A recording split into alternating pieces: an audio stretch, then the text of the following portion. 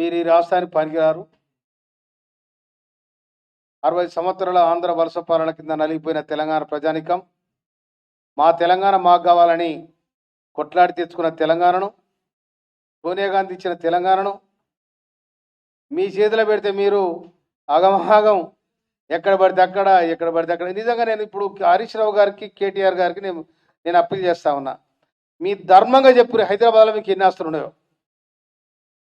మీ ధర్మంగా చెప్పురి. నిజంగా మీరు అబద్ధం ఆడనంటే మీరు సత్యచంద్రుడికి ఏమైనా పాలెంలో లే పంగోళ్ళు అయితే చెప్పురి. మొత్తం దోసుకున్నారు కదా మా కాళేశ్వరం ఎక్కడ బాయే, కాకతీయ ఎక్కడ బాయే. పాపం నాయి నరసింహారెడ్డి అంటుండే, స్వర్గీయ నాయి నరసింహారెడ్డి గారు మిషన్ కాకతీయ దాని పేరు పెట్టుకుంటే ఆయన ఏమంటుండే, ఇది కమిషన్ కాకతీయ అంటుండే. అందుకనే రెండోసారి మంత్రి పదవి చేయలేరు. ఇంత దుర్మార్గంగా చేసిన మీరు తెలంగాణ ఇలా పొంగులేటి గారు కాంగ్రెస్లో ఎప్పుడైతే చేరిండో వాళ్ళకి ఎప్పుడైతే చెమటలు పుట్టినాయి. కాంగ్రెస్ పార్టీలో పొంగులేటి గారు జాయిన్ అయిన తర్వాత వారికి చెమటలు పుట్టాయి. అయిపోయిందని మా పని అనుకున్నారు. ఆ కోపం ఇప్పుడు అలా తీస్తున్నారు. ఈ రాళ్ల పంచాయతీ, ఈ భూముల పంచాయతీ ఎక్కడిది? మీకు ఆక్రమించుకున్న భూములన్నీ, మీరు హైదరాబాద్లో ఆక్రమించుకొని కట్టిన బిల్డింగులన్నీ కనుక పొంగులేటి మీద మీరు బర్తరఫ్ చేయాలని ఏదైతే గవర్నర్ గారికి అప్పీల్ చేసినరో, మిమ్మల మున్సిపల్ ఎన్నికలలో, ఎంపీ ఎన్నికలలో, సర్పంచ్ ఎన్నికలలో మిమ్మల ప్రజలు బర్తరఫ్ చేసినారు. ఇప్పుడైతే కొద్దిగా కోతరు మీరు మిలిగిరు, అది కూడా మిలగారుగా.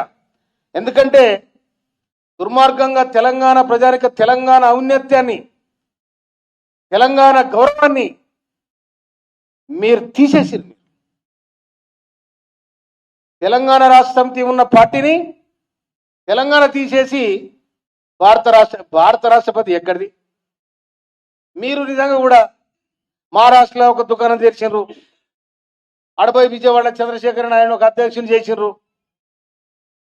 మళ్ళా గెలిస్తే మీరు ఏమైనా చేస్తారు అనుకున్నారు.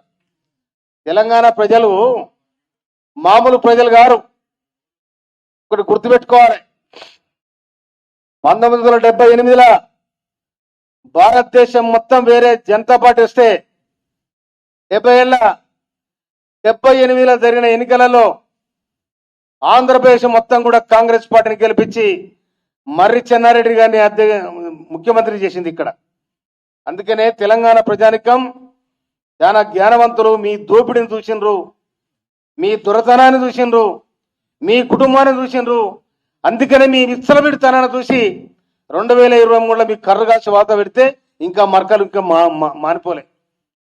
అందుకోసం నీకు ఎవరు దొరకలేగా. కనుక ఈ పొంగులేడి కనుక మా దగ్గర నుంచి దూరం అయిండు, కాంగ్రెస్ పార్టీ గెలిచింది, రేవంత్ రెడ్డి గారు పొంగులేడి గారు ఒకటైనరు కనుక మా పని పెట్టిరు కదా అని చెప్పి మీకు కోపం ఉంది. లేకపోతే హరీష్ రావు గారికి ఎంతవరకు చీటింగ్ చేయడానికి ఆయన వెనకపోరు. ఎవరైనా బ్లాక్మెయిల్ చేస్తాడు. ఆ జ్ఞానము ఆయనకుంది, ఆ జ్ఞానం. కనుక మీరు పొంగులేటి గారి మీద రానిపోని అపోలు ఇవాళ నువ్వు లాగుతోటలోనే వాళ్ళకు రాఘవ కన్స్ట్రక్షన్ పెట్టుకున్నారు. ఎక్కడెక్కడో కాంట్రాక్ట్ చేసిన వాళ్ళు దాన్ని రిజైన్ చేసి ఇప్పుడు ఎవరైతే కాంట్రాక్టర్ పేరు మీద ఓనర్గా ఉంటారో ఎన్నికల్లో పోటీ చేసినప్పుడు వాళ్ళు బాజాప్తా వాళ్ళు దాన్ని రిజైన్ చేసి రావాలి వాళ్ళు. కనుక పొంగులేటి గారు కూడా 2014లో అక్కడ వైఎస్ఆర్సీపీ తరఫున పార్లమెంట్లో ఏది మన ఖమ్మం పార్లమెంట్ మెంబర్గా చేసినాడే రిజైన్ చేసి పడేసి. అటువంటిప్పుడు వ్యాపారం నడుతుంది. ఇక వ్యాపారం చేయని వాళ్ళే వారు. కనుక మీ 100 ఎకరాల పంచాయతీ ఉందో హరీష్ రావు గారు, మీరు పొంగులేటి గారిని చీటింగ్ చేసి బ్లాక్మెయిల్ చేసి మీరు దాన్ని కొల్లగొట్టాలని చూస్తే మా ముఖ్యమంత్రి గారు, గౌరవ ముఖ్యమంత్రి రేవంత్ రెడ్డి గారు మొన్న అసెంబ్లీలో స్పష్టంగా చెప్పడం జరిగింది. మీ చీటింగ్ రాజకీయాలు, మీ బ్లాక్మెయిల్ రాజకీయాలు నడవని అని కూడా చెప్పాడు. అదేనా మీరు గుర్తుంచుకోవాలి. నిజంగా హరీష్ రావు గారు, మీరు ఒక మాట చెప్తా, నేను మీ పంచాయతీ మీ పంపకాల పంచాయతీ లేకపోతే మరదల కవిత ఎందుకు పోయింది చెప్పురి? మీరు దాచుకునే కదా ఈ పంచాయతీ అంత ఎక్కడిది? మీరు దాచుకునే నా వాటంత నీ వాటంత అంతేనే కదా. అందుకోసమనే 6 నెలలు మీకు సెకండ్ టైం మంత్రివర్గం ఏర్పడతారు, 6 నెలలు మిమ్మల్ని పక్కన పెట్టిండ్రు. దాని వెనకాల అంతకుముందు మీరు ఇరిగేషన్ మినిస్టర్ చేసిండ్రు, అంతకుముందు మీరు మైనింగ్ మినిస్టర్ చేసిండ్రు.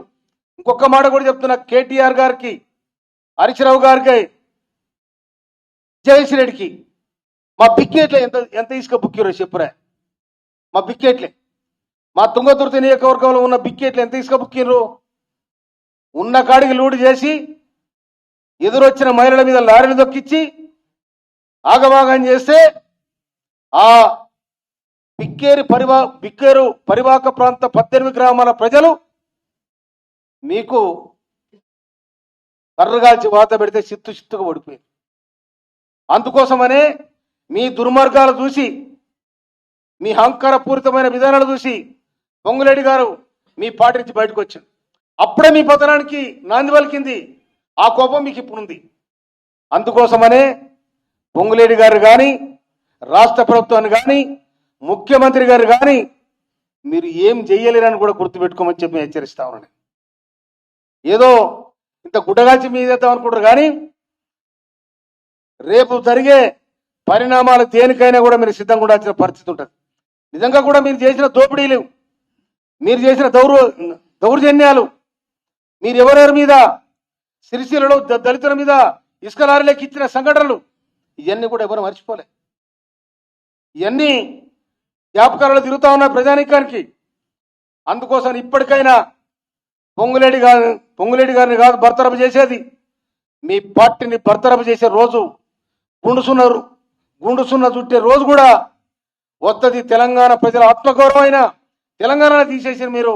అందుకోసమే పొంగులేడి గారి మీద మీరు చేసే అసత్య ఆరోపణలని కూడా